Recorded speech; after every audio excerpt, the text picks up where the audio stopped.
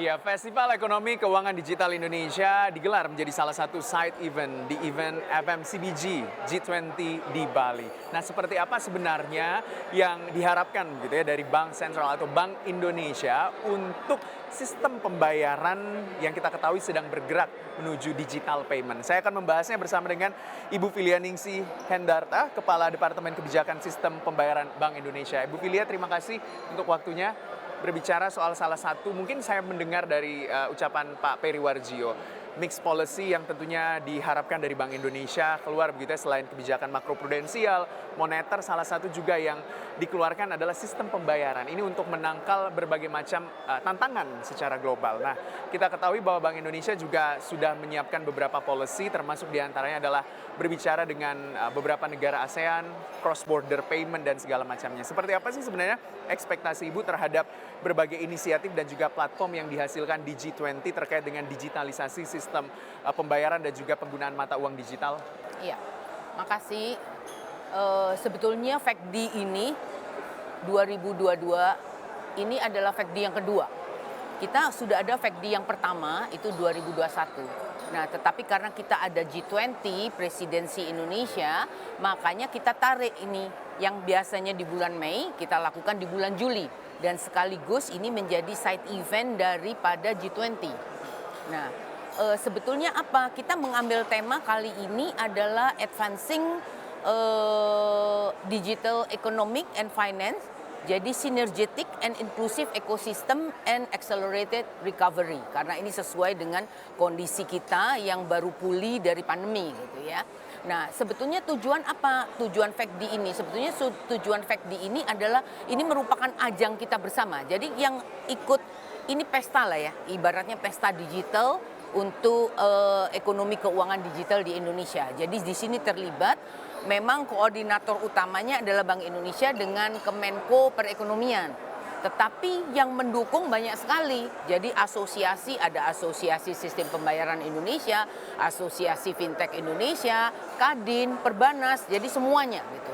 Nah, ini memang menunjukkan adanya dukungan ini di Indonesia luar biasa gitu. Ini adalah sinergi antara otoritas, pemerintah, kelembagaan dengan industri. Karena kita tahu kalau kita bicara digitalisasi boleh aja kita bikin kebijakan macam-macam, tetapi kalau tidak didukung oleh industri dan tidak didukung oleh masyarakat, kebijakan tinggal jadi kebijakan gitu ya. Nah, ini juga ingin mengkomunikasikan kepada masyarakat apa-apa saja kebijakan atau produk-produk apa aja gitu. Nah, tetapi yang ujungnya juga kita mengharapkan pada saat kita berbagi, kita berdiskusi, muncul itu ide-ide baru, inovasi-inovasi baru di bidang ekonomi keuangan digital. Jadi itu kira-kira yang kita harapkan. Jadi ini juga bisa didengar karena ini diselenggarakan secara hybrid ya. Jadi bukan cuman domestik aja, tetapi juga viewer dari delegasi G20 juga bisa mendengarkan itu. Karena ada terjemahannya bilingual juga. Mungkin itu.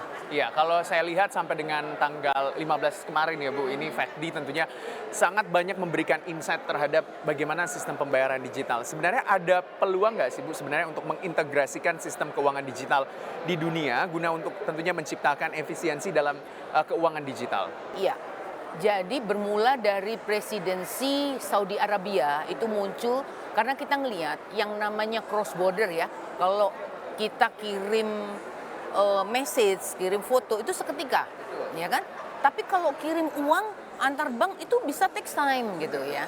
Nah, kenapa? Karena dia mahal, lama, lagi pula itu tidak accessible gitu ya, terbatas gitu ya, lalu tidak transparan. Nah, muncul ide bagaimana kita membuat roadmap tentang cross border yang lebih cheaper, faster, more transparent, more accessible gitu.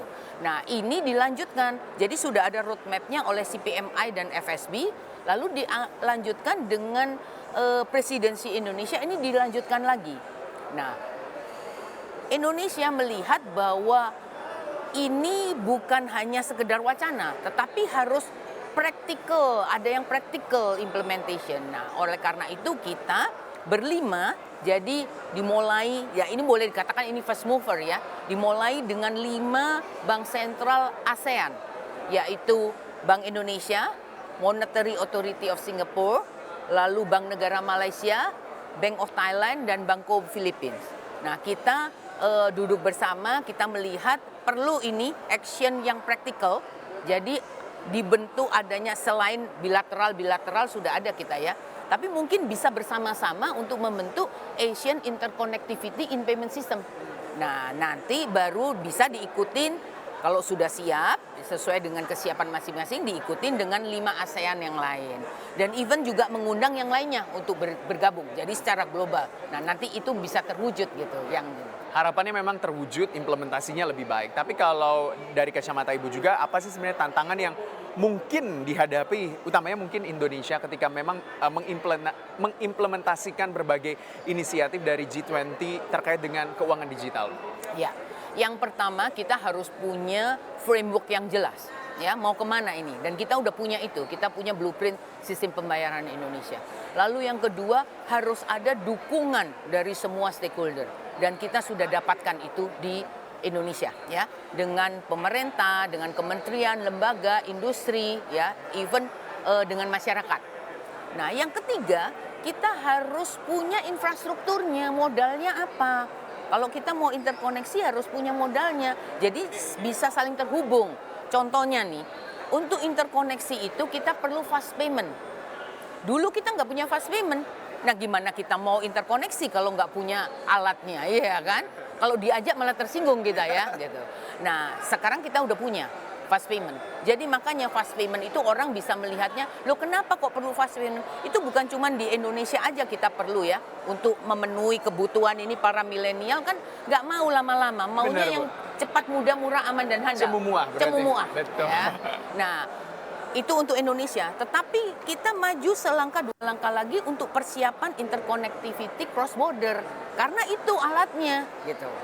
Jadi itu yang kita lihat. Dan yang keempat mungkin harus ada edukasi, ya. Jadi semua tahu apa sih, kenapa sih gitu, supaya lebih paham. Ya, jadi masyarakat lebih terbuka begitu ya Betul, pikirannya, betul. Bu. Nah, kalau saya juga sempat mendengar bahwa pada saat salah satu side event di seminar FACD ini tentunya membahas soal CBDC, Bu. Kita ketahui bahwa ini menjadi salah satu perhatian juga, utamanya dari bank sentral.